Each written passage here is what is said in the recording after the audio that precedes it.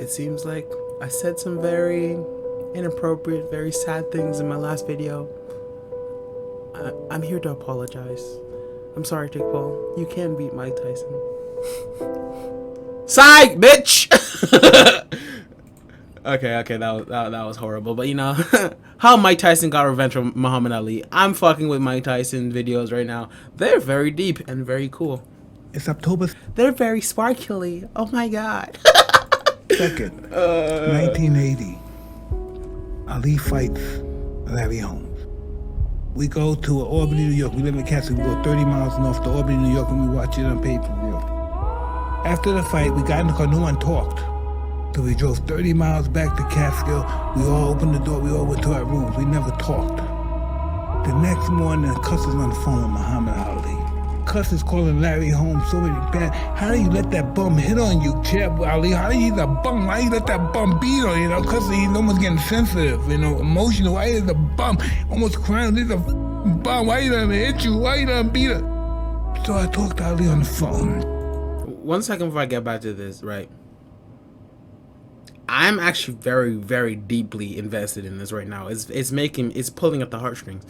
Muhammad Ali was known for like lowering his guard, of course, and being able to dodge quickly and step back, and of course step back punch. The Art of Ali, as you can see in Baki as well. Good anime. You should watch it.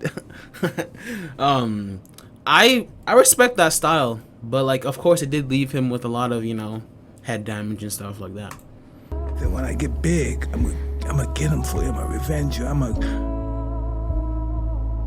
restore your honor. Restore your honor. After a career outlasting and enduring some of the hardest punchers and some of the most brutal fights, Ali had finally fallen off completely. People's champ. He had trouble coordinating the muscles he used in speech. The Parkinson's had begun to take hold. Fuck, bro, this is sad, man. He had trouble coordinating the muscles he used in speech. The Parkinson's had begun to take hold. His kidneys were failing. His own doctor quit his corner rather than have anything to do with it. Larry Holmes learned at the side of the great as a sparring partner, but the time had come to step out of Ali's shadow and into the spotlight. It came to a head in 1980 when Larry got his shot at the title. That same legendary stubbornness that kept Clay in wars as a young man was still keeping Ali in fight after fight as an old one. Yeah, even though he knew he was in trouble, his mental, his health, everything was going down, bro. That's that dog spirit, bro. You can't give up. Even as an old dog, you can't just lay down and roll over. That's what people fail to see. When Dream A fails, you don't go on to Dream B and C. You come back and go back to Dream A and continue, my nigga. But I guess everyone doesn't see it like that. Some people end up giving up anyways. There comes a point where enough is enough. For Ali, Manila and Joe Frazier were enough 5 years earlier. Now, the student had grown into the master into a frail old man. Ali took a hellish beating for far longer than the world could stand to watch. Legends die hard, and Ali is learning that even he cannot be forever young. Nobody was happy about it, least of all Larry Holmes. He'd asked the ref to stop it and even cried during a post-fight interview. Really respect Ali a whole lot. It hurt you to punish him that way, didn't it? I feel that he fought one of the baddest heavyweights in the world today, and you cannot take credit from him.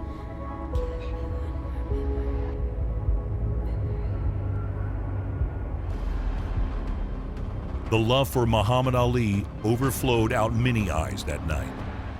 It was in upstate New York in the Catskills where a teenage mutant ninja person is brooding. A teenage mutant ninja person. Where a teenage mutant ninja person is brooding. Ah! He's growing! Mike Tyson was adopted by Cus D'Amato. Cus had been training champions since the 50s. Jeez. Floyd Patterson was the youngest heavyweight champion ever at age 21. As an older fighter, Floyd and Cuss fought Ali twice.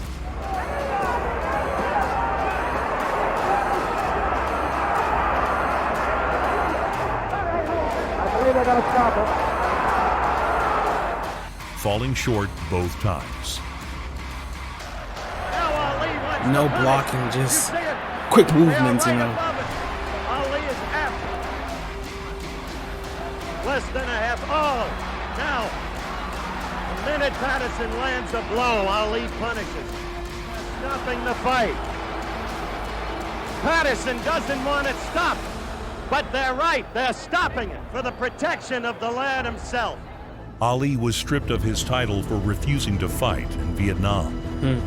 Badly in need of money, an idea hits him. Clay continues fight for ring license today. Muhammad Ali, who as Cassius Clay once held the world heavyweight title, will move in federal court. I guess change your name. That's one thing I always find to be fucked up. How you gonna force somebody to fight? If you go and start a war, or somebody starts a war with you, how the fuck are you gonna go force somebody to go and fight for you when they don't want to fight? I don't want to kill people. Neither do I want to die. How you gonna force him to fight? That's one thing I do find to be fucked up. I'm not gonna lie, but you know, they create a documentary patriotic, called AKA yeah, Cassius fight Clay, for your country. It's your which was battle. 2 hours of Cuss and Ali verbally sparring over hypothetical fights between Ali and past champions. At one point, the sparring goes physical, and Cuss manages to land a jab on a chastened Ali. Cuss told Ali he'd lose to Joe Frazier. As usual, Cuss was right.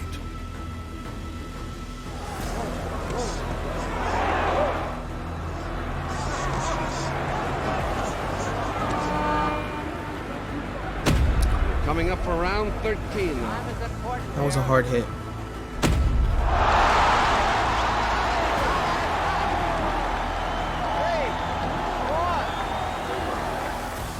Again, Ali calls Cuss. This time, from a hotel in Zaire, the night before his immortal performance in the Rumble in the Jungle. In a rare moment of shaken confidence, Ali asked his old friend how to handle the wrecking machine. Cuss told Ali bullies don't like getting stood up to. He told Ali to hit Foreman hard early to get his respect. All those legendary lead right hands Ali landed early were a result of that conversation. That was nasty. That was nasty. That was nasty.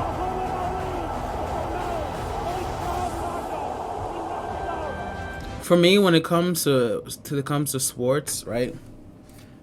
My favorite sport is basketball, of course, and then football, or like soccer, as people say, and then like boxing. But boxing's like a close sport right here, and then of course, you know, other sports. But when it comes to like respect for sport, boxing, basketball, football, definitely. I respect the sport of boxing. It's basically you pushing your body to the pinnacle. The morning after the most tragic of fight just where like nobody apex, died, pure Ali calls his old friend ferocity. Mike to be a overhears fighter. Cuss getting emotional. I'm on the phone, I'm crying, and he was saying, but I said, when I get big, I'm gonna get him for you, I'm gonna revenge you, I'm gonna restore your honor. From that moment on, Mike Tyson was focused on nothing but beating Larry Holmes like a dog in the street. Under Cuss's perceptive gaze, Tyson perfected the peekaboo style. It was a style made for Tyson 30 years before he was alive. It emphasized head movement and pressure-based counterpunching. It allowed a shorter man. Oh my God! I felt that through the screen. That must have hurt his ribs, definitely. Look at that. It allowed a shorter man That to hurt get up me. close and murderous on the inside. It was made for him because, bro, he has shorter arms and he's heavy, bro. Like he's built like a tank, bro. Oh, Deji, man. At the time, I made myself think of was Deji, full bro. of tall jabbers. True. It turned an opponent's every jab into an opportunity Oh to my counter. gosh, bro. It turned an opponent. Sorry, Trying but I to gotta get rewind, up bro. This close nigga's and just lethal. murderous on the inside. He's a viper. At the time, the heavyweight division was sound effects. full of tall jabbers. It turned an opponent's every jab into an opportunity to counter. Mike did not need to land much to end a fight. When you combine that with Mike's natural ferocity, he became a generational recipe distilled for destruction. On the other hand, Larry was a gritty champion with a genius jab. Unforgiven by the fans for his vivisection of Ali, Larry did all he could. He rose to the championship occasion in an epic 15-round war with Ali's old rival Ken Norton to take the title. Ken Norton. Not even that could put aside anger of the legion of Ali fans. Larry got bitter. Fans weren't shy about their dislike of him. Larry was more than happy to clap back.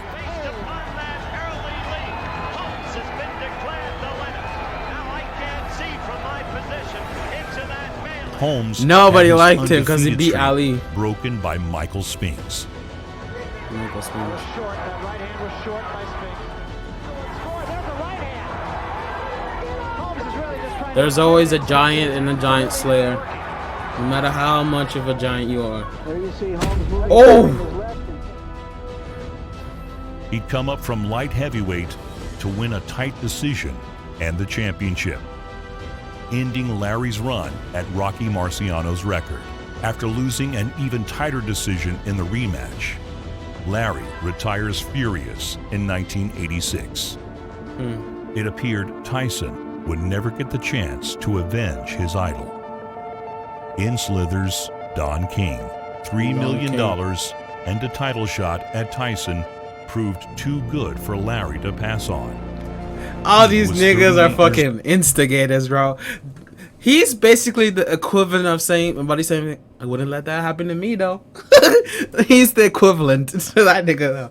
He's like, this $3 million plus a title. Damn, I wouldn't let that happen to me, though. I wouldn't pass that up. The fucking instigator, bro. Had been retired for 2 years. The chip on his shoulder and zeros in his bank account were too big to ignore. Against everyone's better judgment, Larry. I don't hate any boxer because, like, of course, Muhammad Ali was the pinnacle of the sport, of course, and he defeated him. That doesn't mean that you should hate him. That means you should celebrate him, basically, because that's basically like the passing of a torch onto another person. Whether it's Michael Jordan or whosoever plays the sport, right? There's always somebody who's next. You can't say greatest of all time. Greatest in his time, of course, yes, but there's always someone who's there to take the torch from him, right? I know people don't like to admit it, and I myself, I'm not saying that LeBron James is as good as Michael Jordan. No. He's a good player, though. He is the greatest of his time, as Michael Jordan was of his time as well. You know what I'm saying? I still think that Michael Jordan was the best player to ever grace the sport, and still is. As Muhammad Ali was the best and ever to grace his sport. Somebody had to defeat them eventually, right? Somebody has to take the torch. It's like Ali before him couldn't turn down one last fight against a killer. Jesus. Ali made the trip and was introduced before the fighters. Before he left the ring, he leaned in and reminded Tyson what he promised years ago. He hadn't forgotten. And then January 22nd, I'm fighting him, and then Ali comes into the ring and says, get him for me. He's going to be in there with a beef. I'm an experienced professional fighter. I am no kid. I do not play. So if he wants to fight any way he wants to fight, I am capable of fighting any way. This is what all niggas say before they get their ass took whooped. his first chunks out of Larry's ribcage as he tried to circle off the ropes. He's so fast, bro. It's the little... Oh shit, my headphones. I was moving a little bit too fast, you know. Too fast, too furious. Replay is Tyson boring in. Look at the look on Larry's face. He looks almost in total fear. He is scary. Larry Because was Tyson is a a Penn State champion brute. wrestler, and against Mike Tyson, his grappling pedigree. I like this was the shit, bro. only thing I like that this kept him documentary a standing. lot. Defense Mike really hasn't been able to catch him flush yet. I'm Larry deep Holmes into this. had the best jab in boxing history, and Mike made getting around it look easy. This makes me want to box somebody right now. In round 4, Tyson landed the straight right that made his words come true. Tyson I'm gonna drop like a baby. Holmes and finished the old man quickly. Larry's down again. Down he goes. It was the only knockout of Larry Holmes' career. 17 seconds. He may be able to get by the round. He should be hanging on. There with the right hand, the left hand. He's gonna hang on. Unless stop the fight. Oh. Down he goes. Larry's hurt. It's all over. He is knocked out. Damn. That nigga got knocked the fuck out. When I watch somebody like Ali, I watch somebody that's really the real deal, then I know I'm not great. When you see greatness, then you know that's not me. You know. That's just my ego. No, that's just my ego. Ali will fight you till he dies. You have to kill him. That's what I'm saying. Like, of course, everyone has that ego. Everyone has that self-oriented greatness, as to say that I will always say, oh, I'm the greatest and this and that. But there's some people that you look at them, and when they do some things, it's just a sheer grit and a sheer determination that you can look at something and be like, no, I'm not the greatest. They are. Like Michael Jordan in his flu season or flu game. That right there, even hindered by sickness, still playing like that. Muhammad Ali, even going down, he can barely see, he's still fighting. You will have to kill him before he even backs down. That's determination. That's greatness. But I guess people don't see it like that. I want to believe that I'm that guy. My ego tells me that, but the reality of it is that I love my beautiful wife. I love this life that I have. I can do almost anything, and I might not want to give this up just to prove that I'm a tough guy. Damn, that shit. Yeah, him saying that almost just made me cry. I'm not gonna lie. He almost made me cry. I'm not even joking. Like, I want to believe that I'm that guy. I know people think that I'm joking. My ego tells me that, but the reality of it is that I love my beautiful wife. I love this life that I have. I can do almost anything, and I might not want to give this up just to prove that I'm a tough guy. But Ali would. He would give everything up just to prove that he's Ali. Ali. That's what I know. Everybody can call me what they want and this and that. I'm no greater than Mike as I am. But I know what greatness is. Damn, bro. This made me sad, man. I'm not gonna cap, bro. I know what real greatness is.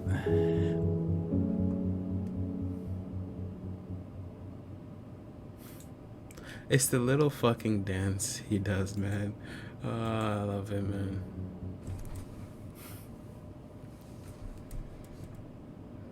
You can't claim that you're great without seeing greatness.